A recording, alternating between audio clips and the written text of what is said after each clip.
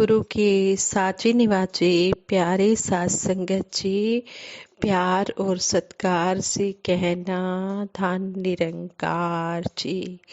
पाइया तेरे दारे आके रहमतां हजारा, तीने राते दाता तेरा शुक्र गुजारा। हम सतगुरु निरंकार दातार का हर पल शुक्राना करते हैं, जिन्होंने हमें सेवा सिमरन सत्संग करने की विधि बताई है और ये जीवन मुक्ति का रहस्य बताया है। हम सतगुरु के अति शुक्रगुजार हैं। सतगुरु निरंकार दातार का शुक्राना करते हुए उनके आशीर्वाद से दासी ये विचार रखने जा रही है। ये विचारों द्वारा हमें यही समझाया गया है कि जब हमें परमपिता परमात्मा अपनी शरण में ले लेते हैं, तभी हम इनकी कृपा दृष्टि के पात्र बनते हैं। साथ संगत जी कहते हैं, यूनानी दार्शनिक सुकरात समुंदर के किनारे घूम रहे थे। उनकी नजर रेत पर बैठे एक अबोध बालक पर पड़ी जो रो रहा था। सुकरात जी ने उस बालक से रोने का कारण पूछा। उस बालक ने कहा, यह जो मेरे हाथ में प्याला है, इसमें मैं समुंदर के सारे पानी को भरना चाहता हूँ, किंतु यह मेरे प्याले में समाता ही नहीं है। बालक की बात सुनकर सुकरात जी की आंखों में आंसू आ गए। सुकरात जी को रोता हुआ देख रोता हुआ बालक शांत हो गया और हैरान होकर सुकरात जी से पूछने लगा, आप भी मेरी तरह रोने लगे, पर आपका प्याला कहाँ है?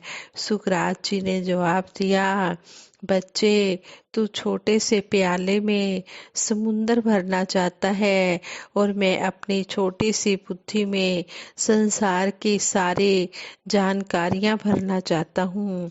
बालक को सुकरात जी की बातें कितनी समझ में आई यह तो पता नहीं, लेकिन 2 पल सोच विचार करने के बाद उस बालक ने अपना प्याला समुंदर में फेंक दिया और बोला, सागर, यदि तू मेरे प्याले में नहीं समा सकता तो मेरा प्याला तो तेरे समुंदर में समा सकता है।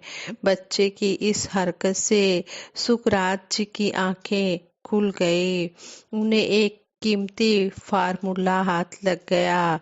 सुकरात जी ने दोनों हाथ आकाश की ओर उठाकर कहा, हे परमेश्वर, हे परमपिता परमात्मा, आपका असीम ज्ञान व आपका विराट अस्तित्व तो मेरी बुद्धि में नहीं समा सकता, किंतु मैं अपने संपूर्ण अस्तित्व के साथ आप में जरूर लीन हो सकता हूँ।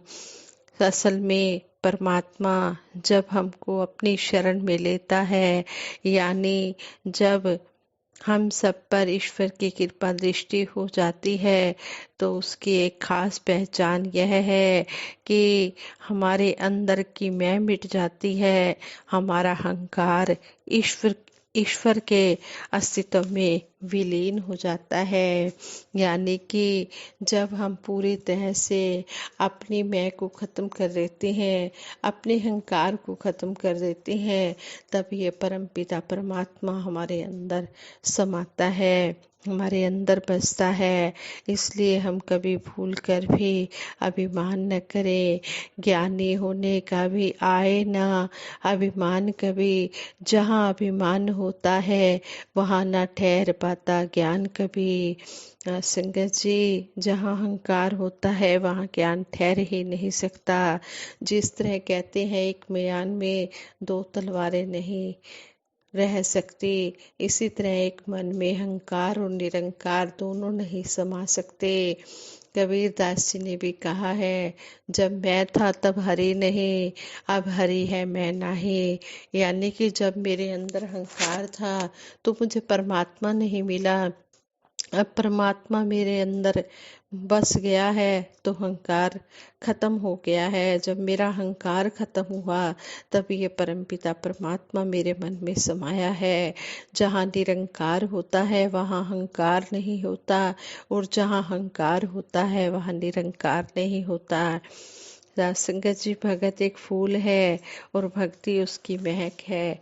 सतगुरु की कृपा से भगवान को जान लेने के बाद भगत और भगवान में कोई भेद नहीं रह जाता है। भक्ति में सरेंडर आवश्यक है। जहाँ सरेंडर है वहाँ शर्तों का क्या काम है। कहते भी हैं, शिकवे भी करूं सजदे भी करूं, ये भक्ति का दस्तूर नहीं। भक्ति है नाम समर्पण का, भक्ति में शर्तें मंजूर नहीं। भक्ति में शर्तें नहीं लगाई जाती, भक्ति में तो अपने आप को समर्पण करना होता है।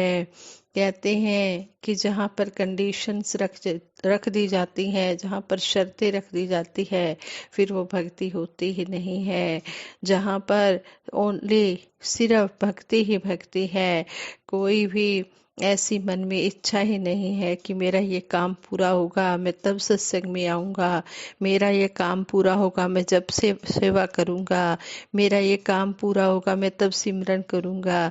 अगर ऐसे भाव रखकर हम भक्ति कर रहे हैं तो भक्ति नहीं, वो सौदेबाजी है, वो दिखावा है। कहते हैं कि भक्ति भय में रहकर की जाती है।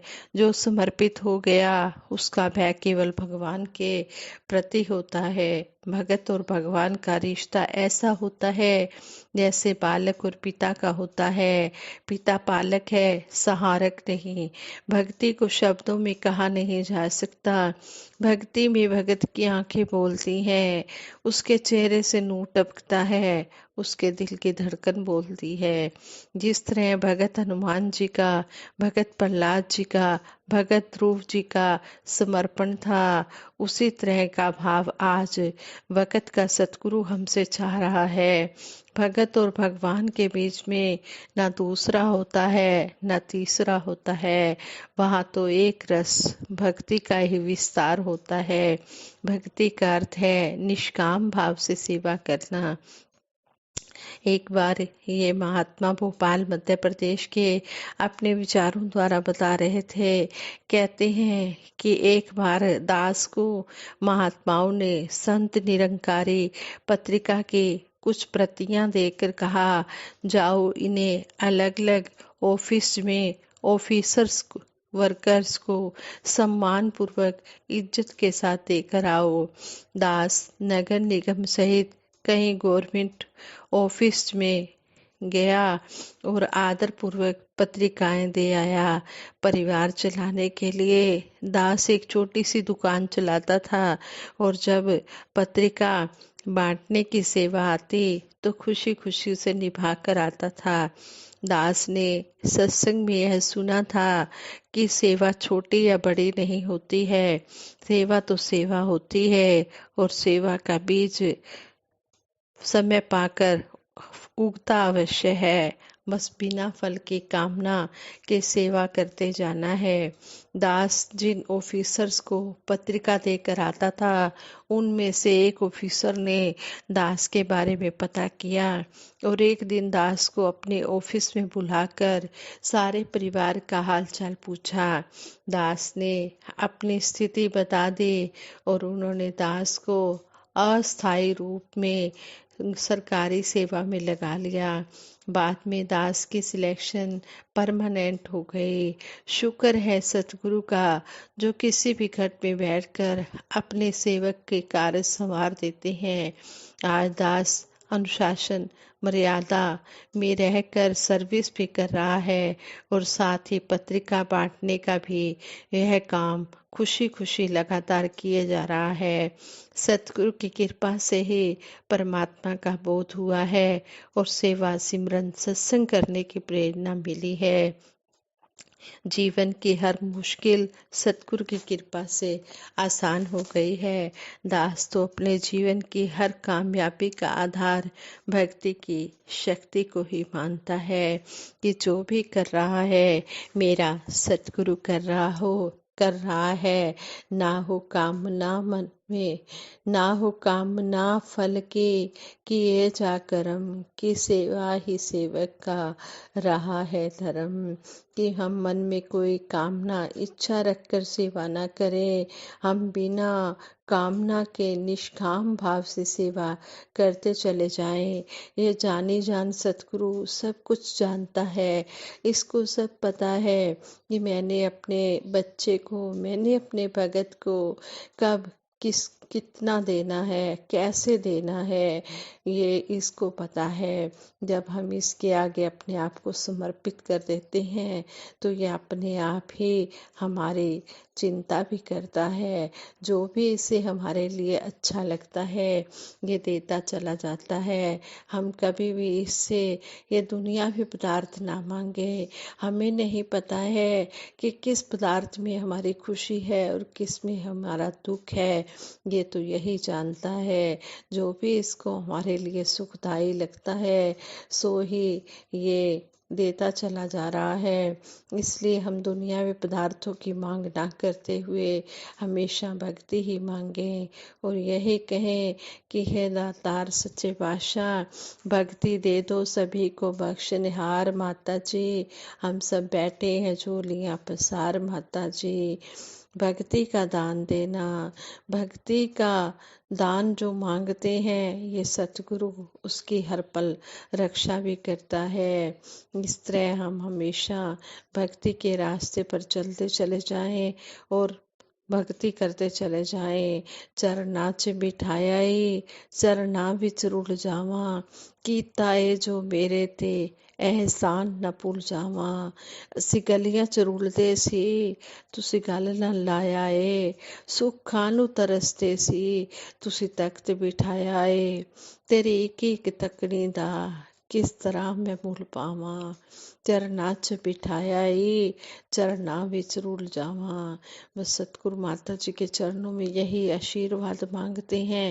हे दातार सच्चे बादशाह, जिस तरह आप जी ने अपने चरणों में बिठाया है इसी तरह अंतिम श्वास तक अपने चरणों में बिठाए रखना और सभी को सेवा सिमरन सत्संग के साथ परिवार से ही जोड़ के रखना।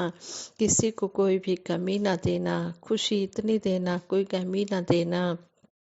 जो जो भी जिसके लिए सुखदाई है सो देना। आप अंतर्यामी हो, घट घट वासी हो, आप तो सब कुछ जानते हो। आप जी को सब कुछ पता है, आप जी से कुछ भी छिपा नहीं है। आप हर घट के जानते हो। ये मेरे दातार सच्चे बादशाह, हम तो भले हैं, बुरे हैं, खोटे हैं, खरे हैं, जैसे भी हैं आप जी के बच्चे हैं। आप जी के चरणों में हमेशा अंतिम श्वास तक लगे रहे और भक्ति का आनंद लेते रहे। दासी सभी के सुखों की कामना करते हुए सभी के लिए यही अरदास करती है। तू ही निरंकार, मैं तेरी शरण हाँ, मैनू बख्श लो। तू ही निरंकार, मैं तेरी शरण हाँ, मैनू बख्श लो। तू ही निरंकार, मैं तेरी शरण हाँ, मैनू बख्श लो। तू ही निरंकार, मैं तेरी शरण हाँ, मैनू बख्श लो। बोलिए सतगुरु माता सुदीक्षा सविंदर हरदेव जी महाराज की जय। निरंकारी राज माता गुरु बचन अवतार की जय। आज संगत जी बड़े प्यार से कहना धन निरंकार जी।